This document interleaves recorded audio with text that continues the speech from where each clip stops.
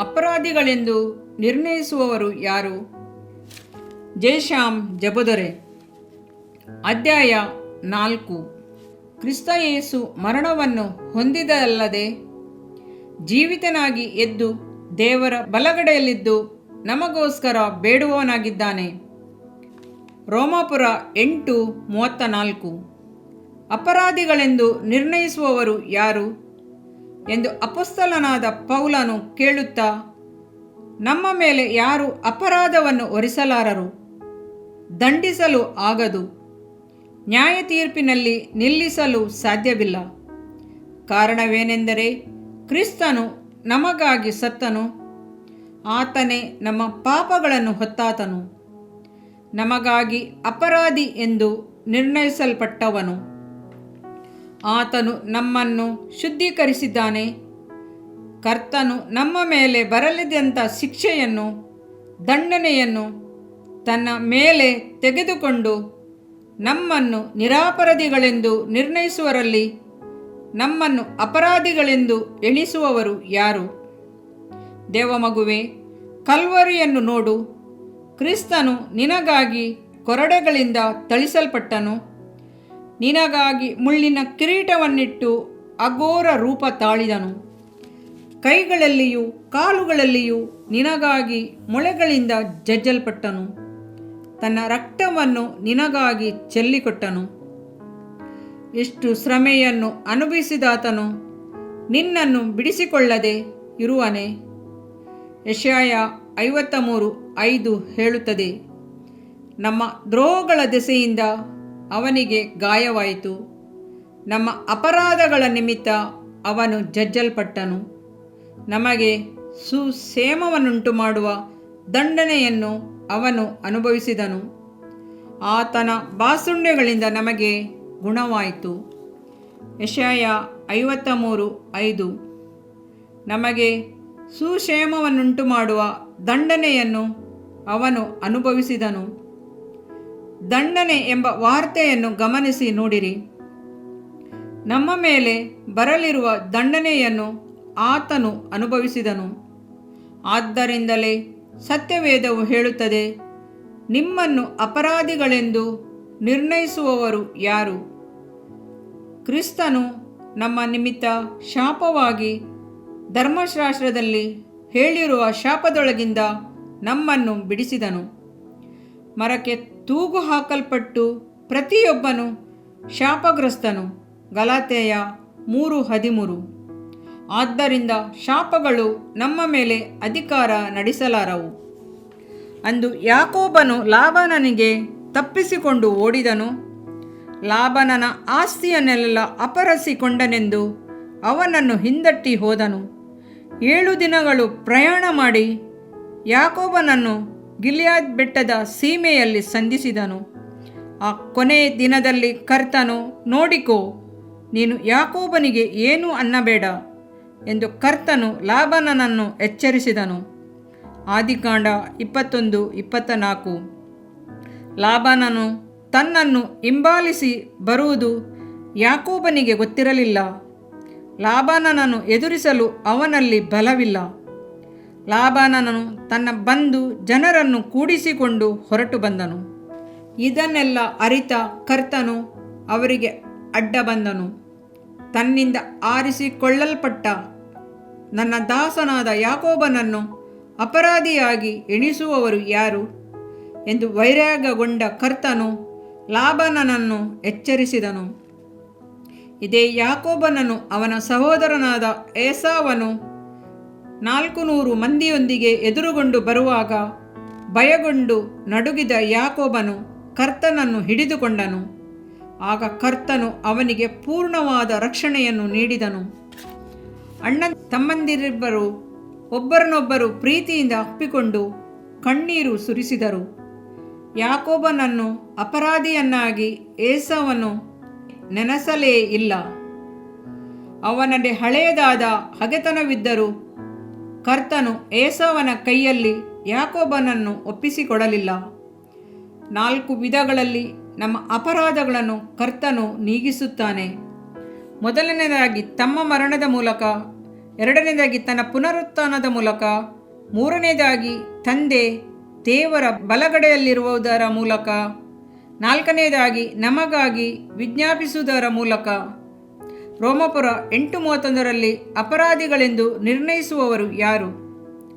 ಕ್ರಿಸ್ತನೇ ಸತ್ತಾತನು, ಆತನೇ ಪುನರುತ್ಥಾನವನ್ನು ಹೊಂದಿರುವಾತನು, ಆತನೇ ದೇವರ ಬಲಗಡೆಯಲ್ಲಿ ಆಸೀನನಾಗಿದ್ದು ವಿಜ್ಞಾಪನೆ ಮಾಡುತ್ತಾನೆ. ಒಂದು, ಕರ್ತನು ಸಹಾಯಕನಾಗಿರುವಾಗ ಅಪರಾಧಿ ಎಂದು ಯಾರು ನಿರ್ಣಯಿಸುವವರು? ಪ್ರವಾದಿಯಾದ ಯೆಶಾಯನು, ಆಹಾ, ಕರ್ತನಾದ ದೇವರು ನನಗೆ ಸಹಾಯ ಮಾಡುವನು, ನನ್ನನ್ನು ಅಪರಾಧಿ ಎಂದು ನಿರ್ಣಯಿಸುವವರು ಯಾರು? ಯೆಶಾಯ 50:9. ಕರ್ತನು ನಮ್ಮ ಕಡೆ ಇರುವುದು ಮಾತ್ರವೇ ಅಲ್ಲ, ನಮಗೆ ಸಹಾಯ ಮಾಡುವನು, ಜೊತೆಯಾಗಿ ನಮ್ಮೊಂದಿಗೆ ಬರುವನು. ಕರ್ತನು ನಮ್ಮೊಂದಿಗೆ ನಡೆದು ಬರುವಾಗ ನಮಗೆ ವಿರೋಧವಾಗಿ ಯಾರು ನಿಲ್ಲರು? ದೇವಮಗುವೆ, ನಿನ್ನ ಬಾಯಲ್ಲಿ ಯಾವಾಗಲೂ ನಂಬಿಕೆಯ ಮಾತುಗಳು ಬರಲಿ.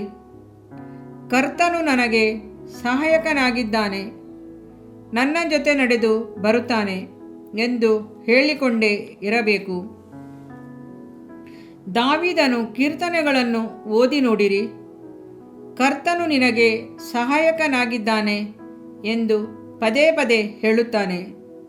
ಕೀರ್ತನೆ 33:20.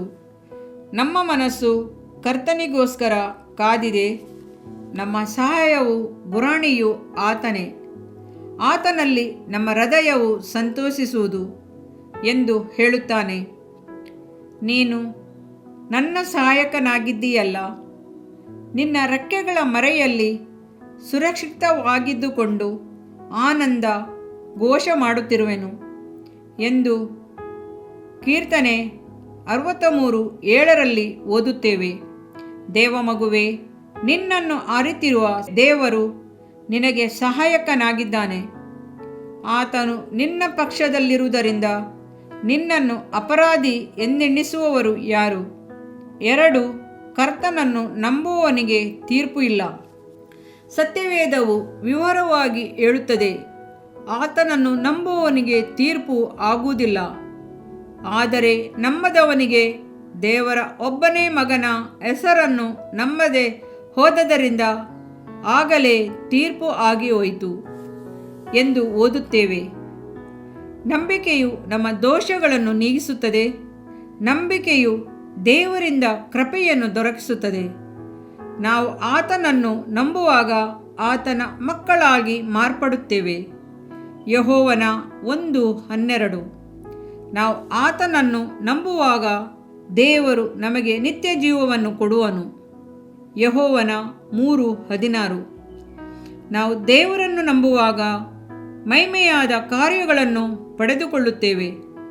ಶಾಪದ ಕಟ್ಟುಗಳು ಮುರಿಯಲ್ಪಡುತ್ತವೆ, ವ್ಯಾಧಿಗಳು ನೀಗುತ್ತವೆ, ಸೈತಾನನ ಬಲವು ಮುರಿಯಲ್ಪಡುತ್ತದೆ.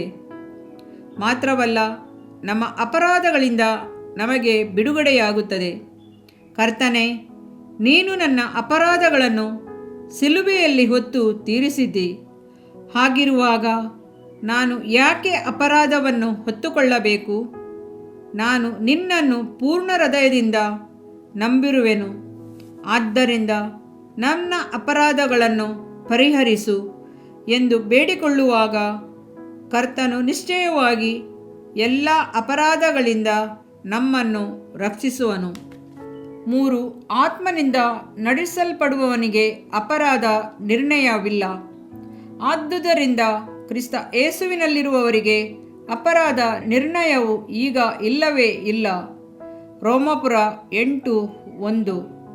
ಪವಿತ್ರಾತ್ಮನಿಂದ ನಡೆಸಲ್ಪಡುವವನಿಗೆ ಅಪರಾಧ ನಿರ್ಣಯ ಇಲ್ಲವೆಂದು ಅಪೊಸ್ತಲನಾದ ಪೌಲನು ತಿಳಿಸುತ್ತಾನೆ. ಯಾಕೆಂದರೆ ಪವಿತ್ರಾತ್ಮನಿಂದಾಗುವ ನಿಯಮವು ನಿನ್ನನ್ನು ಪಾಪಮರಣಗಳಿಗೆ ಕಾರಣವಾದ ನಿಯಮಗಳಿಂದ ಕ್ರಿಸ್ತ ಯೇಸುವಿನ ಮೂಲಕ ಬಿಡಿಸಿತು. ಸತ್ಯವೇದವು ಹೇಳುತ್ತದೆ, ಶರೀರ ಭಾವವನ್ನು ಅನುಸರಿಸುವವನು ಅದಕ್ಕೆ ಸಂಬಂಧಪಟ್ಟವುಗಳ ಮೇಲೆ ಮನಸ್ಸಿಡುವನು.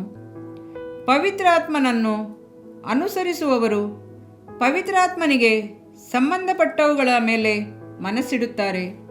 ಶರೀರ ಭಾವದವುಗಳ ಮೇಲೆ ಮನಸ್ಸಿಡುವುದು ಮರಣ, ಪವಿತ್ರಾತ್ಮನವುಗಳ ಮೇಲೆ ಮನಸ್ಸಿಡುವುದು ಜೀವವೂ ಮನಃಶಾಂತಿಯೂ ಆಗಿದೆ. ರೋಮಾಪುರ 8:5-6.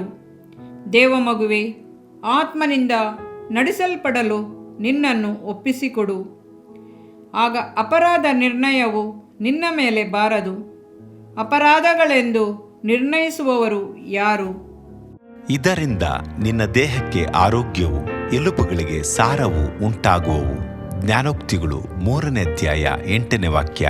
ಪ್ರಿಯ ವೀಕ್ಷಕರೇ ಮತ್ತು ಕರ್ತನಲ್ಲಿ ಸಹೋದರ ಸಹೋದರಿಯರೇ, ನೀವು ನಮ್ಮ ಈ ಕಾರ್ಯಕ್ರಮವನ್ನ ವೀಕ್ಷಿಸಿದ್ದಕ್ಕಾಗಿ ದೇವರ ನಾಮದಲ್ಲಿ ನಿಮಗೆ ವಂದನೆಗಳು. ದೇವರ ವಾಕ್ಯವು ನಮ್ಮ ಎಲುಬಿಗೆ ಬಲವೂ ಸಾರವೂ ಆಗಿದೆ ಎಂದು ಸತ್ಯವೇದವು ಹೇಳುವಂತೆ ಈ ಕಾರ್ಯಕ್ರಮವು ನಿಮಗೆ ಆಶೀರ್ವಾದಕರವಾಗಿದೆ ಎಂದು ನಂಬುತ್ತೇವೆ. ಪ್ರಿಯ ವೀಕ್ಷಕರೇ, ನಮ್ಮ ಈ ಸೇವೆಗಾಗಿ ಪ್ರಾರ್ಥಿಸಿರಿ ಮತ್ತು ಎಲ್ಲಾ ಕಾರ್ಯಕ್ರಮಗಳನ್ನ ಇತರರೊಂದಿಗೆ ಶೇರ್ ಮಾಡಿರಿ. ಅದೇ ರೀತಿಯಾಗಿ ನಮ್ಮ ಈ ಯೂಟ್ಯೂಬ್ ಚಾನೆಲ್ ಅನ್ನು ಸಬ್ಸ್ಕ್ರೈಬ್ ಮಾಡಿರಿ ಹಾಗೂ ಲೈಕ್ ಮಾಡಿ. ನಿಮ್ಮ ಅನಿಸಿಕೆಗಳನ್ನು ಕಮೆಂಟ್ ಬಾಕ್ಸ್ನಲ್ಲಿ ನಮಗೆ ತಿಳಿಯಪಡಿಸಿ. ನಮ್ಮ ಸಂಖ್ಯೆ 7022104605. ಈ ಸಂಖ್ಯೆಗೆ ಕರೆ ಮಾಡಿರಿ. ಒಬ್ಬ ಪಾಪಿಯ ಪ್ರಾರ್ಥನೆ. ಯೇಸುವನ್ನು ರಕ್ಷಕನಾಗಿ ಅಂಗೀಕರಿಸಲು ಮಾಡಬೇಕಾದ ಪ್ರಾರ್ಥನೆ. ಪ್ರಿಯ ಪರಲೋಕದ ತಂದೆಯೇ, ಯೇಸುವಿನ ಹೆಸರಿನಲ್ಲಿ ನಾನು ನಿನ್ನ ಬಳಿಗೆ ಬಂದಿದ್ದೇನೆ. ನನ್ನ ಬಳಿಗೆ ಬರುವವರನ್ನು ನಾನು ತಳ್ಳಿಬಿಡುವುದೇ ಇಲ್ಲ. ಯೋಹಾನ 6:37 ಎಂದು ನಿನ್ನ ವಾಕ್ಯ ಹೇಳುತ್ತದಲ್ಲ. ಆದ್ದರಿಂದ ನೀನು ನನ್ನನ್ನು ತಳ್ಳಿಬಿಡದೆ ನನ್ನನ್ನು ಸೇರಿಸಿಕೊಳ್ಳುವಿ ಎಂದು ನನಗೆ ಗೊತ್ತಿದೆ. ಆದ್ದರಿಂದ ನಾನು ನಿನಗೆ ಸ್ತೋತ್ರ ಮಾಡುತ್ತೇನೆ. ನೀನು ನಿನ್ನ ವಾಕ್ಯದಲ್ಲಿ ನೀನು ಯೇಸುವನ್ನೇ ಕರ್ತನೆಂದು ಬಾಯಿಂದ ಅರಿಕೆ ಮಾಡಿಕೊಂಡು ದೇವರು ಆತನನ್ನು ಸತ್ತವರೊಳಗಿಂದ ಎಬ್ಬಿಸಿದನೆಂದು ಹೃದಯದಿಂದ ನಂಬಿದರೆ ನಿನಗೆ ರಕ್ಷಣೆಯಾಗುವುದು ಎಂತಲೂ ಕರ್ತನ ನಾಮವನ್ನ ಹೇಳಿಕೊಳ್ಳುವವರೆಲ್ಲರಿಗೆ ರಕ್ಷಣೆಯಾಗುವುದೆಂತಲೂ ಬರೆದಿದೆ. ರೋಮ 10:9-13ನೇ ವಾಕ್ಯ. ಯೇಸು ಕ್ರಿಸ್ತನು ದೇವಕುಮಾರನೆಂದು ನನ್ನ ಹೃದಯದಲ್ಲಿ ನಂಬುತ್ತೇನೆ. ನನ್ನನ್ನು ನೀತಿವಂತನನ್ನಾಗಿ ಮಾಡುವುದಕ್ಕಾಗಿ ಆತನು ಸತ್ತವರೊಳಗಿಂದ ಎಬ್ಬಿಸಲ್ಪಟ್ಟನು ಎಂದು ನಂಬುತ್ತೇನೆ. ನಾನು ಆತನ ನಾಮವನ್ನ ಹೇಳಿಕೊಳ್ಳುತ್ತೇನೆ. ಯೇಸುವೇ, ನೀನೇ ಕರ್ತನು. ತಂದೆಯೇ, ನೀನು ನನ್ನನ್ನು ರಕ್ಷಿಸಿದಿ ಎಂದು ನಾನು ನಂಬುತ್ತೇನೆ. ನಿನ್ನ ವಾಕ್ಯವು ಹೇಳುತ್ತದೆ, ಮನುಷ್ಯನು ಹೃದಯದಿಂದ ನಂಬುವುದರ ಮೂಲಕ ನೀತಿಯು ದೊರಕುತ್ತದೆ, ಬಾಯಿಂದ ಅರಿಕೆ ಮಾಡುವುದರ ಮೂಲಕ ರಕ್ಷಣೆಯಾಗುತ್ತದೆ. ರೋಮ 10:10. ನಾನೀಗ ನನ್ನ ಹೃದಯದಲ್ಲಿ ನಂಬುತ್ತೇನೆ ಹಾಗೂ ಯೇಸುವೇ ನನ್ನ ಕರ್ತನೆಂದು ಅರಿಕೆ ಮಾಡುತ್ತೇನೆ. ಆದುದರಿಂದ ನಾನೀಗ ರಕ್ಷಣೆ ಹೊಂದಿದ್ದೇನೆ. ಅಪ್ಪಾ ತಂದೆಯೇ, ನಿನಗೆ ಸ್ತೋತ್ರ. ಲೂಕನು ಬರೆದ ಸುವಾರ್ತೆ 11ನೇ ಅಧ್ಯಾಯದಲ್ಲಿ ಬರೆದಿರುವಂತೆ, ನಿಮ್ಮಲ್ಲಿ ತಂದೆಯಾದವನು ಮೀನನ್ನು ಕೇಳುವ ಮಗನಿಗೆ ಮೀನು ಕೊಡದೆ ಹಾವನ್ನು ಕೊಡುವನೆ? ಅಥವಾ ತತ್ತಿಯನ್ನು ಕೇಳಿದರೆ ಚೇಳನ್ನು ಕೊಡುವನೆ? ಹಾಗಾದರೆ ಕೆಟ್ಟವರಾದ ನೀವು ನಿಮ್ಮ ಮಕ್ಕಳಿಗೆ ಒಳ್ಳೆ ಪದಾರ್ಥಗಳನ್ನ ಕೊಡಬಲ್ಲವರಾದರೆ ಪರಲೋಕದಲ್ಲಿರುವ ನಿಮ್ಮ ತಂದೆಯು ತನ್ನನ್ನು ಬೇಡಿಕೊಳ್ಳುವವರಿಗೆ ಎಷ್ಟೋ ಹೆಚ್ಚಾಗಿ ಪವಿತ್ರಾತ್ಮ ವರವನ್ನ ಕೊಡುವವನಲ್ಲವೇ ಅಂದನು. ತಂದೆಯೇ, ನೀನು ಕೇಳಿಕೊಳ್ಳುವವರಿಗೆ ಪವಿತ್ರಾತ್ಮನ ವರವನ್ನು ಹೇರಳವಾಗಿ ಕೊಡುವಾತನಾಗಿದ್ದಿ. ಆದ್ದರಿಂದ ನನ್ನ ಮೇಲೆಯೂ ನಿನ್ನ ಆತ್ಮನನ್ನು ಸುರಿಸಬೇಕಾಗಿ ಬೇಡಿಕೊಳ್ಳುತ್ತೇನೆ. ಕೀರ್ತನೆ 81:10 ಬರೆದಿದೆ, ಅಗಲವಾಗಿ ಬಾಯಿದೆರೆಯಿರಿ, ಅದನ್ನು ತುಂಬಿಸುವೆನು.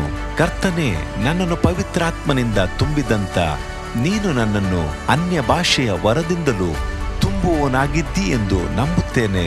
ಅದರಂತೆ ನಾನು ನನ್ನ ಬಾಯಿಯನ್ನು ತೆರೆದು ನಿನ್ನ ಸ್ತೋತ್ರ ಮಾಡುವಾಗ ಅನ್ಯ ಭಾಷೆಯ ಅಭಿಷೇಕದಿಂದ ನನ್ನನ್ನು ತುಂಬುವವನಾಗಿದ್ದಿ ಎಂದು ನಂಬುತ್ತೇನೆ. ಈಗ ನೀವು ನಿಮ್ಮ ಬಾಯಿಯನ್ನು ತೆರೆದು ಮಾತನಾಡುವಾಗ ಪವಿತ್ರಾತ್ಮನು ನಿಮ್ಮ ಬಾಯಿಯನ್ನು ತನ್ನ ಭಾಷೆಯಿಂದ ತುಂಬುವವನಾಗಿದ್ದಾನೆ. ಇದು ದೇವರ ಭಾಷೆಯಾಗಿದೆ. ಈ ಅಭಿಷೇಕವನ್ನ ಹೊಂದಿಕೊಳ್ಳಲು ನೀವು ನಿಮ್ಮ ಸ್ವರವನ್ನ ಉಪಯೋಗಿಸಬೇಕು. ಅದರಿಂದ ನೀವು ನಿಮ್ಮ ಬಾಯನ್ನು ತೆರೆದು ದೇವರಿಗೆ ಸ್ತೋತ್ರ ಮಾಡುವಾಗ ದೇವರು ನಿಮ್ಮನ್ನು ಅನ್ಯ ಭಾಷೆಯ ವರದಿಂದ ತುಂಬುವವನಾಗಿದ್ದಾನೆ. ಪ್ರಿಯರೇ, ಈಗ ನೀವು ಪವಿತ್ರಾತ್ಮನಿಂದ ತುಂಬಲ್ಪಟ್ಟ ಆತನ ಪ್ರಿಯ ಮಕ್ಕಳಾಗಿದ್ದೀರಿ. ದೇವರ ನಾಮಕ್ಕೆ ಸ್ತೋತ್ರವಾಗಲಿ.